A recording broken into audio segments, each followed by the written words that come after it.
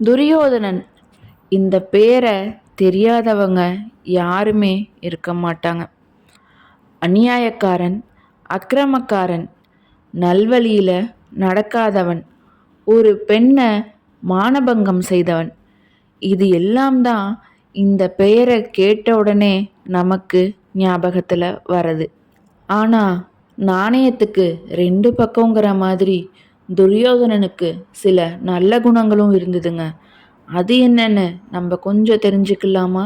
நட்பை மதிக்க தெரிந்தவன், மனைவியை போற்ற தெரிந்தவன், இது எல்லாம் அவனோட நல்ல குணங்கள்.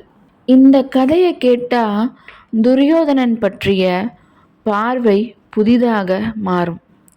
வணக்கம் நண்பர்களே, துரியோதனனோட நல்ல குணங்களை அறிய இந்த கதையை இறுதி வரைக்கும் கேளுங்க. ஒரு நாள் கர்ணனும் துரியோதனன் மனைவியான பானுமதியும் அஸ்தினாபுரத்தோட அரண்மனையில் தாயம் விளையாடிட்டு இருந்தாங்க. அந்தப்புறம்ங்கிறது ராஜகுல பெண்களுக்கான பகுதி. அங்கு அனுமதி இல்லாமல் ஆண்கள் யாரும் வர முடியாது. ரெண்டு பேரும் பல கதைகள் பேசியபடி தாயம் விளையாடிக்கிட்டு இருந்தாங்க. பானுமதி தான் வெற்றி பெறுவதாக இருந்தால் விளையாட்டை தொடருவா. இல்லை தோற்று போகிற மாதிரி இருந்ததுன்னா ஏதாவது செஞ்சு ஆட்டத்தை கலைச்சி விட்டுடுவா. இதுவே அவள் செய்கிற வாடிக்கையான வேலையாக இருந்தது. இந்த முறையும் பானுமதி தோற்பது போல் இருக்கவே கர்ணன் இம்முறை எப்படியும் வெற்றி பெறுவதுன்னு பானுமதியை விளையாட்டை கலைக்க விடக்கூடாதுன்னு ரொம்ப மும்மரமாக விளையாடிட்டு இருந்தான். அந்த நேரம் பார்த்து துரியோதனன் தன் மனைவியை பார்க்கறதுக்காக பானுமதியோட அறைக்கு வந்துட்டு இருந்தான். பானுமதி வாயில் பார்த்த மாதிரி உட்கார்ந்துருந்ததுனால தூரத்தில் தன் கணவன் துரியோதனன் வருவதை பார்த்து அவனை வரவேற்கும் பொருட்டு எழுந்து நின்னான். ஆனால் கர்ணன் வாயிலுக்கு முதுகு காட்டி அமர்ந்திருந்ததுனால அவனுக்கு துரியோதனன் வருவது தெரியல.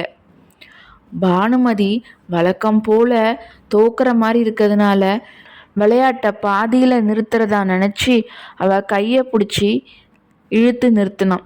ஆனால் அந்நேரம் பானுமதி துரியோதனனை நோக்கி நகர ஆரம்பித்ததுனால கர்ணன் கை பானுமதியோட இடையில் இருந்த முத்து அணிகலன் மீது பட்டு அது அருந்து சிதறிடுச்சு. பானுமதி அதிர்ந்து போய் துரியோதனனை பார்க்க பானுமதியோட அதிர்ந்த பார்வை வாசலை நோக்கி இருக்கவும் கர்ணனும் திரும்பி அங்கே பார்த்தான்.